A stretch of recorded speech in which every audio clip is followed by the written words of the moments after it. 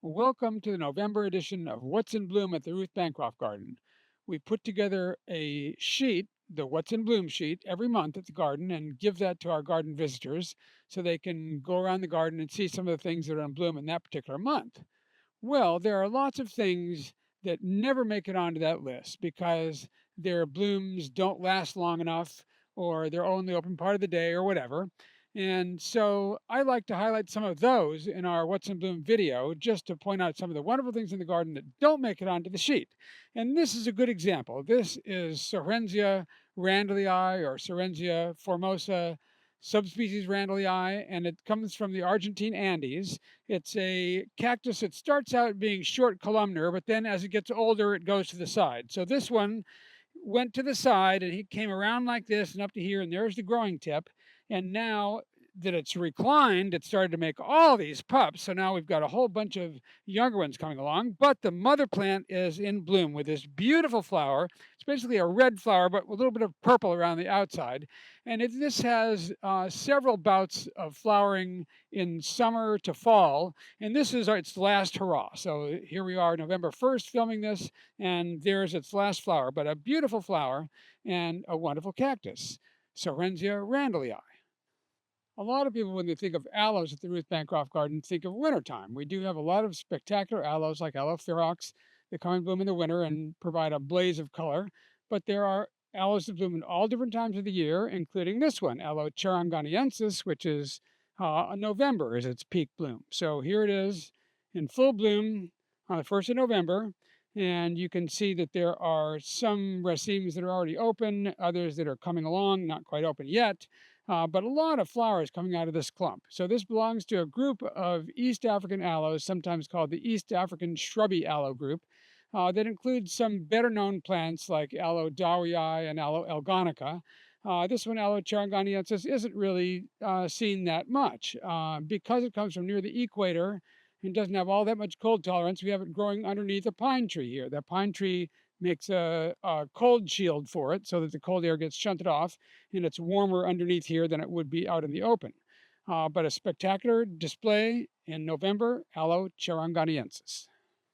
Here we have another East African aloe of a very different sort. This one is Aloe ellenbeckii, and it comes from near where Kenya and Somalia and Ethiopia come together. And that's not a very wonderful place at the moment because there's lots of bad things happening on the Somali side and lots of banditry and so on. So it's really not a place you'd want to visit. But here it is growing happily in the garden and in flower in November. Now, unlike the Aloe cheranganiensis, which is very season specific and always blooms in November, this one sort of blooms here and there throughout the year at different times as it feels like it, but it's doing so in November. It is a member of the maculate group, and this is a group that's mostly South African, but there are a few ones from Northern Africa, like this one. And it's really not very typical of the maculate group because the leaves are so narrow and finger like and make such a big clump. But the key thing to notice is the flowers. So the flowers have a swollen base, and that is the key feature that unites this group. They're called the maculate aloes. That means spotted, and most of them are spotted, like this one is, but not all of them are spotted. The swelling at the base of the flower is really a key diagnostic character. So this aloe, as you can see, makes lots and lots of pups, makes a bigger and bigger clump over time. And so there's lots of heads to flower, and so it does flower quite a bit. Aloe ellenbeckii.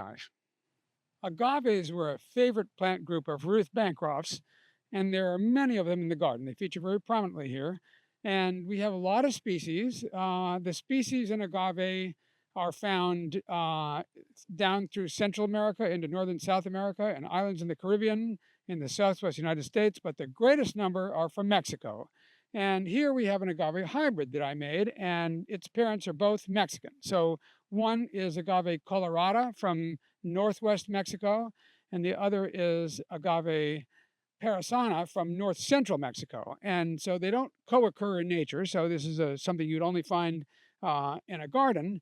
But here it is coming into bloom. So agaves store up their energy for many years and grow as a big rosette. And then finally at the end, the central growing point elongates, turns into a flower stalk, and bingo, they go into flower. And that's the end of the line for that rosette because its growing tip has elongated into a flower stalk. There's no longer a way to make new leaves. So some agaves will make pups and keep going that way. Some will make little bulbils that come on the inflorescence after the flowers are done, but others just rely on seed to make more. But anyway, here it is in flower. You can see that the buds have a reddish tinge on them. The open flowers are yellower, and it's just been open for the last few days here. But this is interesting to note that this is coming into flower in November. Neither parent would flower in November. So why is it doing that? It's because one parent, Agave parrasana, has a two-stage flowering process. So it starts to put up a stalk in the fall of one year and then stops, waits out the winter, and then resumes growth, puts out the floral branches and makes the flowers in the following year. And the other parent, Agave colorata, just flowers continuously in one swoop in the spring. So this one, having some genes from each, started to bloom in the fall like a parrasana, but didn't have the message to stop and wait over the winter like the parrasana parent would, but like the other parent just kept right on going. So here it is in flower in November when neither parent would be, but kind of neat.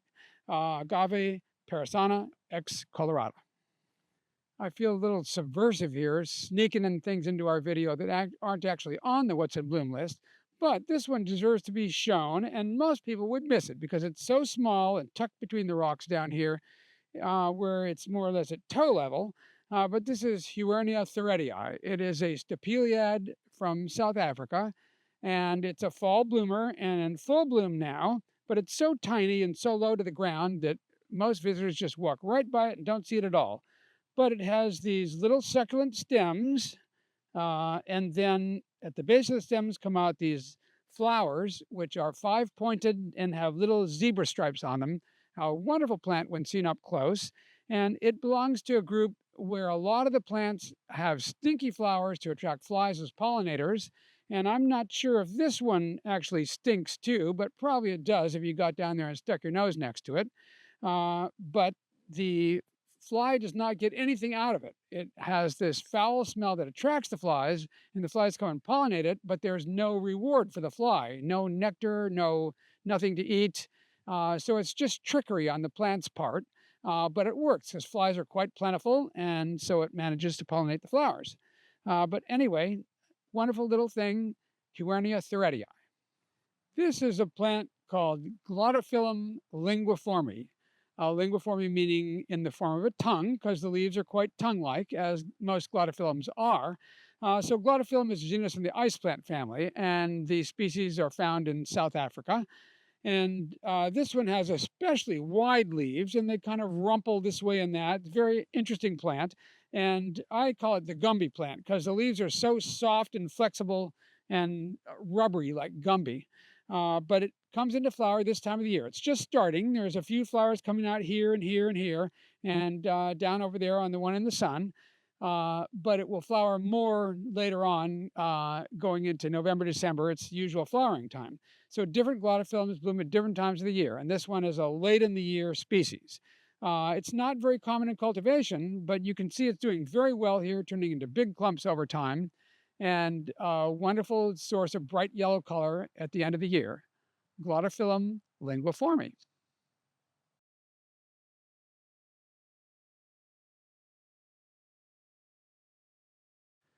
Well, that brings us to the close of our November What's in Bloom at the Ruth Bancroft Garden. If you live nearby, by all means, come to the garden and see all these plants for yourself and all the other things that are growing here. And if you're farther afield, well, we do a What's in Bloom video every month with different plants featured. And we also have lots of things on our website, like plant highlights.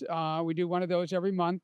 And then we have lots of other offerings at the garden. So check out our website, ruthbancroftgarden.org.